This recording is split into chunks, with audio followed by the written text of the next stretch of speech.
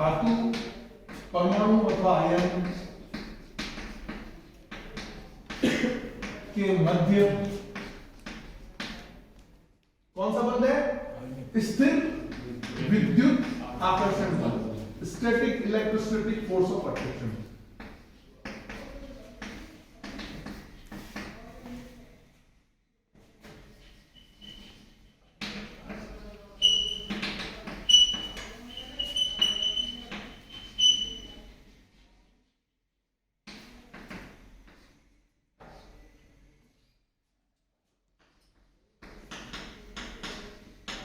इसका मतलब क्या हुआ? इसका मतलब हुआ कि ये जो बंध है वो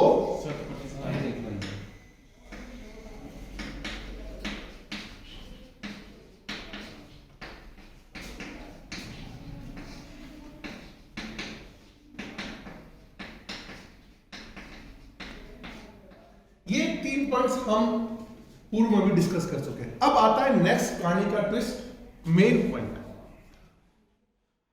क्या होता है जब लिगेंड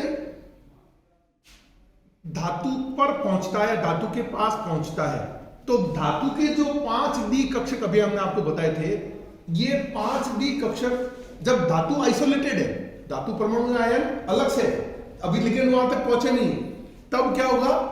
तब उनके जो 5D कक्षक है उनकी ऊर्जा समान होती है। क्वेश्चन लिखे, व्हाट आर समभ्रंश, व्हाट आर डीजेनरेट ऑर्बिटल्स? समभ्रंश कक्षकों से आप क्या समझते हैं? What do you mean by degenerate orbitals? समभ्रंश कक्षकों से आप क्या समझते हैं? तो समभ्रंश कक्षक यानी कि डीजेनरेट ऑर्बिटल्स क्या है? वो कक्षक है जिनकी ऊर्जा पूर्ण रूप से एक दूसरे से समान हो। वे कक्षक जिनकी ऊर्जा पूर्ण रूप से एक दूसरे से समान हो। Orbitals with same energy are called as degenerate orbitals. ठीक है, तो नेक्स्ट जो पोस्टुलेट है वो धातु परमाणु के डी कक्षकों से संबंधित है। जब लिगेंड धातु परमाणु के डी कक्षक की ओर पहुंचते हैं तो लिगेंड के पहुंचने की दिशा और वो किस तरह की धातु के साथ में मिलकर के ज्यामिति बनाते हैं और लिगेंड की क्षमता के आधार पर ये जो समान ऊर्जा के डी कक्षक हैं इनकी समभ्रंशता समाप्त हो जाती है। आई रिपीट, समभ्रंशता का मतलब ऑर्बिटल्स ऑफ सेम एनर्जी। लेकिन जैसे ही लिगेंड इन धातु परमाणु पर पहुंचता है तो मैंने 3 पॉइंट्स बताए, कौन कौन से? पहुंचने की दिशा, फाइनल ज्योमेट्री जो मेटल और लिगेंड के मिलने से बनेगी मॉलिक्यूल की वो, और लिगेंड की स्ट्रेंथ, लिगेंड की सामर्थ्य और धातु पर आवेश, ये सब चीज मिलकर डिसाइड करती है। इससे क्या होता है, जब वो पहुंचता है लिगेंड धातु पर तो जो समान ऊर्जा के 5D कक्षक हैं उनकी समभ्रंशता समाप्त हो जाती है। बहुत सिंपल सा मतलब ये है कि उनके जो समान ऊर्जा के डी कक्षक हैं वो बंट जाते हैं, कुछ औसत ऊर्जा से कम ऊर्जा के हो जाते हैं, कुछ औसत ऊर्जा से अधिक ऊर्जा के हो जाते हैं। This is called splitting of D orbitals. So point is note down. बताइए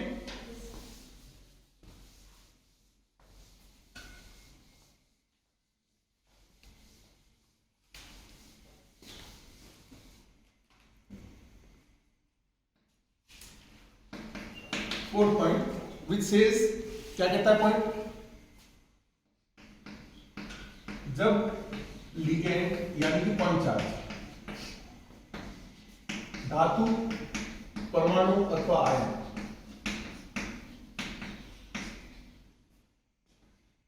के समीप पहुंचते हैं, के नजदीक आते हैं,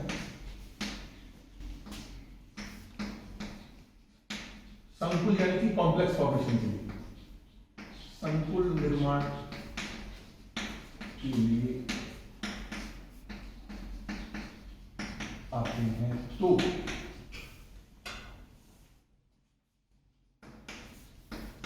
धातु के या परमाणु या आयन के डी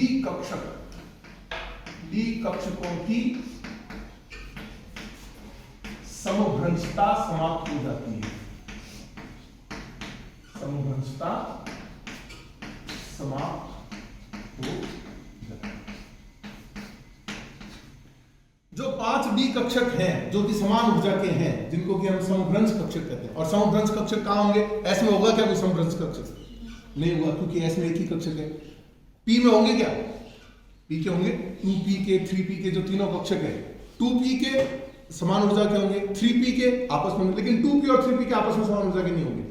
इसी तरह 3d के डी कक्षक तीसरे कक्ष से पहले तो आएगा ही नहीं, है ना? तो थर्ड कक्ष में, तीसरे कक्ष में, डी उपकोष में जो 5 कक्षक है वो पांचों के पांचों समान ऊर्जा के होंगे। इसी तरह एफ के जो फोर्थ सेल में 4f के जो 7 है वो आपस में समान ऊर्जा के होंगे। तो समान ऊर्जा के ये जो कक्षक हैं, जो समभ्रंश कक्षक कहलाते हैं, इनकी जैसे ही लिगेंड धातु तक पहुंचता है इनकी समभ्रंशता समाप्त हो जाती है। और नेक्स्ट इंपॉर्टेंट पॉइंट आता है, कुछ कक्षक कम औसत ऊर्जा से कम ऊर्जा के, कुछ कक्षक औसत ऊर्जा से कम के और कुछ ज्यादा के कक्षकों में विभाजित या विपाटित, कक्षकों में विभाजित या विपाटित हो जाता है। This is called splitting of D orbitals, कक्षकों का विभाजन। And it will depend upon 4 points. Strength of the ligand, ligand जो आ रहा है उसकी कितनी क्षमता है, मेटल की ऑक्सीडेशन स्टेट, मेटल की साइज, लिगेंड के अप्रोच, डायरेक्शन की अप्रोच, पहुंचने की दिशा, और उसके द्वारा मेटल के साथ में बनाया गया संकुल कैसा है, उसकी ज्यामिति क्या है। इसके आधार पर ये स्प्लिटिंग डिपेंड करती है। स्प्लिटिंग कम भी हो सकती है, स्प्लिटिंग ज्यादा भी हो सकती है, ठीक है। और इस तरह से जब कक्षकों में स्प्लिटिंग हो जाती है तो जो कक्षकों की ऊर्जाओं में अंतर होता है, वो कक्षक जिनकी ऊर्जा कम है और वो कक्षक जिनकी ऊर्जा ज्यादा है, इन दोनों की ऊर्जाओं में जो अंतर है वो कहलाता है क्रिस्टल फील्ड स्प्लिटिंग एनर्जी। देखिए 2 टर्म्स है, स्टूडेंट्स अक्सर कंफ्यूज हो जाते हैं। CFSE, एक है क्रिस्टल फील्ड स्टेबलाइजेशन एनर्जी, एक है क्रिस्टल फील्ड स्थायीकरण ऊर्जा, और एक है क्रिस्टल फील्ड स्प्लिटिंग एनर्जी। दोनों का आप एब्रिविएशन करोगे तो CFSE ही आएगा, लेकिन दोनों में अंतर है। क्या अंतर है? अभी हमने कहा कि इस तरह से कक्षक विभाजित हो जाते हैं। मान लो ये 5 डी कक्षक है और ये 5 विभाजित हुए, तो मैंने कहा ये सपोज मैं अष्टफलकीय ज्यामिति में विभाजन डिस्कस करूं तो ये इस तरह से नीचे वाले जो कक्षक हैं कम ऊर्जा वाले वो T2G कहलाते हैं, जो कि कौन से हैं, dxy, dxz और dyz, और ये dx² - y² और dz²। तो ये जो एनर्जी है this is called splitting energy. इस गैप को, इस ऊर्जा के अंतर को हम क्या कहेंगे, ये मान लो एनर्जी प्रोफाइल है, यहां पर ये सभी समान ऊर्जा के हैं, हालांकि दिखने में ऐसा लग रहा है कि थोड़ा थोड़ा अंतर हो जाएगा, लेकिन ये अभी यहाँ डीजेनरेट ऑर्बिटल्स है ना। और ये क्या हुआ, स्प्लिट हुए, स्प्लिट हुए तो कुछ क्या हुए कम ऊर्जा के और कुछ क्या हुए ज्यादा के। तो इनकी जो स्प्लिटिंग है, ये स्प्लिटिंग, ये एनर्जी का डिफरेंस कहलाता है डेल्टा, ऑक्टाहेड्रल में है इसलिए O, डेल्टा O, जो कि एनर्जी की कैलकुलेशन का एक टर्म है tan dq के बराबर होता है। tan dq से आपको कंफ्यूज नहीं होना, it simply A energy parameter, energy की कैलकुलेशन है, ठीक है। तो आप क्या देखते हैं, ये तो है स्प्लिटिंग एनर्जी। अब क्या होगा, अब इनमें इलेक्ट्रॉन थे, खाली तो थे नहीं, धातु परमाणु में आया ना, उसमें इलेक्ट्रॉन तो थे। अब वो इलेक्ट्रॉन भरे जाएंगे, इलेक्ट्रॉन भरे जाएंगे तो पहले किसमें जाएंगे, निम्न कक्ष, निम्न ऊर्जा के कक्षकों में भरे जाएंगे। तो औसत ऊर्जा से ऊर्जा क्या हुई, कम हुई। जो ऊर्जा निकली, मतलब जो पहले एनर्जी थी उससे एनर्जी डिक्रीज हुई। What does it mean? It means कि कंपाउंड स्टेबल हुआ। जब कभी एनर्जी रिलीज होती है तो कंपाउंड क्या होता है? स्टेबल होता है। एनर्जी रिलीज हो गई उसमें से, आप 15 किलोमीटर भाग के आओ, फिर क्लास अटेंड करो, थक गए सर, अब क्लास क्यों? स्टेबल हो गए, अब आपसे कोई काम नहीं हो रहा। तो loss of energy is always associated with the stability. ठीक है, तो ये जो इलेक्ट्रॉन भरने पे जो पहले ऊर्जा थी उससे भी कम ऊर्जा के हो गए, तो ये जो एनर्जी निकली ये कहलाएगी crystal field stabilisation energy. Got the point? एक है crystal field splitting energy, this is this. अब हम इसमें क्या कर रहे हैं? इलेक्ट्रॉन भर रहे हैं। जितने भी इलेक्ट्रॉन थे, मान लो 4 थे, 3 थे, तो वो इसमें इलेक्ट्रॉन हम भरेंगे, तो इससे ऊर्जा इसकी क्या हुई? कम हुई, तो ऊर्जा निकली। So this released energy is called as crystal field stabilisation energy. So don't get confused with CFSE. It indicates two different terms. It indicates two different terms. Number one is crystal field stabilization energy and another is crystal field splitting energy. Crystal क्षेत्र विपाटन या विभाजन ऊर्जा और crystal क्षेत्र स्थायीकरण ऊर्जा। आपने सिर्फ मेरे को सुना, नोट किसी ने नहीं किया। नोट करो इसको, क्योंकि बाद में आपको कोई नहीं बताने वाला। What is the difference between crystal field splitting energy and crystal field stabilisation energy? समझ में आना अलग चीज होती है। समझ में आपको अभी आ गया, घंटे में बात कर, तुझे अरे यार क्या था वो याद नहीं यार, सर ने कुछ बताया तो पहले किसकी लिखा? जस्ट जिसकी आपकी इच्छा हो, आपको अपना लिखना है। स्टॉप।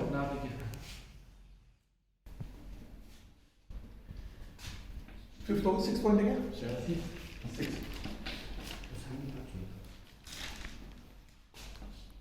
इन विपाटित कक्षकों में से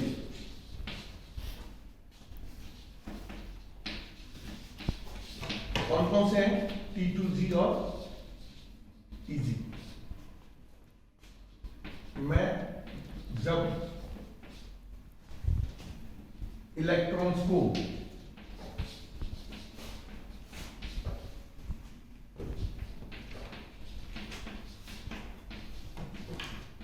भरा जाता है तो ऑफबो प्रिंसिपल के अनुसार, ऑफबो प्रिंसिपल में 4 रूल्स हैं। उनका अधिकतम बहुलकता का नियम, Pauli's exclusion principle, N+L rule and stability of half field and full field orbitals. उसमें से हुंड का अधिकतम बहुलकता के नियम के आधार पर हम इसमें इलेक्ट्रॉन भरेंगे, मतलब पहले लोअर एनर्जी ऑर्बिटल में इलेक्ट्रॉन भरे जाएंगे। नियम तो यही है। तो मैंने लिखा है इन विपाटित कक्षकों T2G व EG में जब इलेक्ट्रॉनों को भरा जाता है तो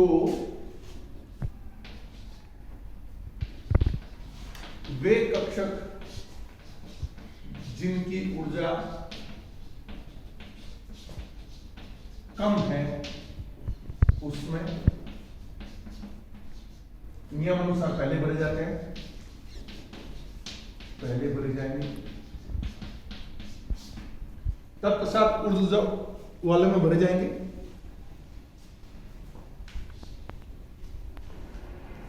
इस प्रकार जब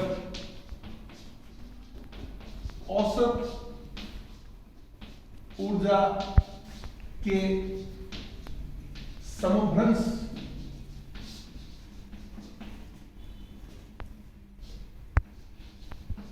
कक्षकों के विपाटन से उत्पन्न, इस प्रकार जब ये लाइन पास हो जाएगी, इस प्रकार जब समभ्रंश कक्षकों के विपाटन से उत्पन्न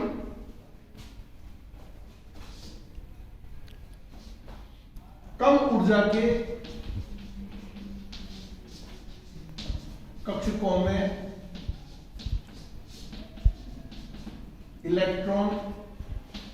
इलेक्ट्रॉन्स भरे जाते हैं तो ऊर्जा मुक्त होती है,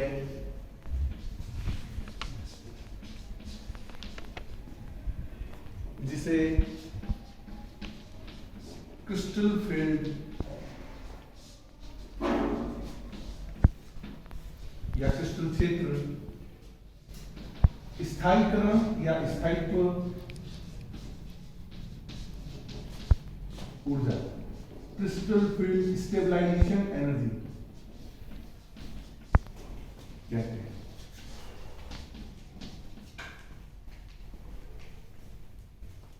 ठीक है, और साथ ही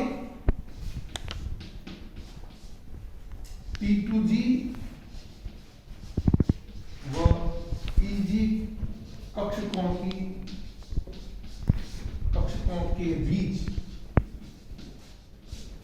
ऊर्जा के अंतर को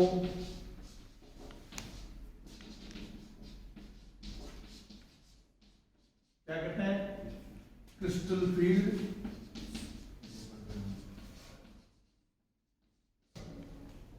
विपाटन या विभाजन ऊर्जा कहते हैं।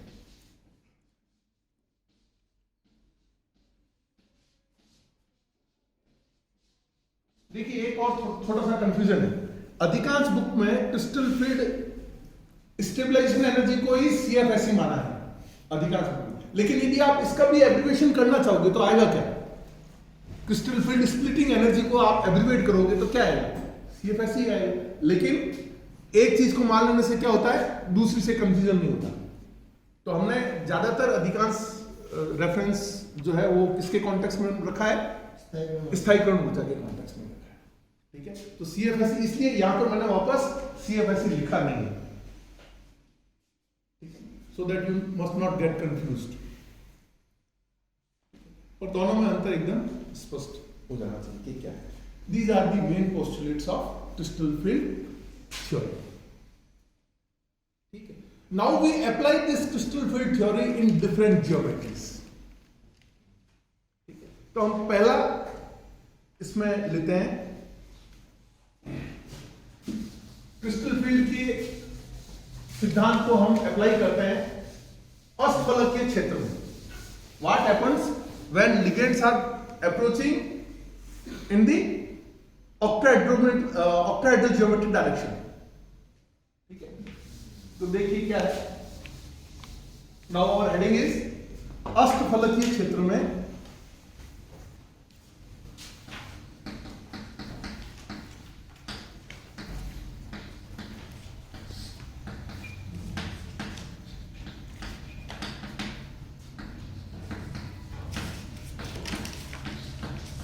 कक्षकों का विपाटन या विभाजन।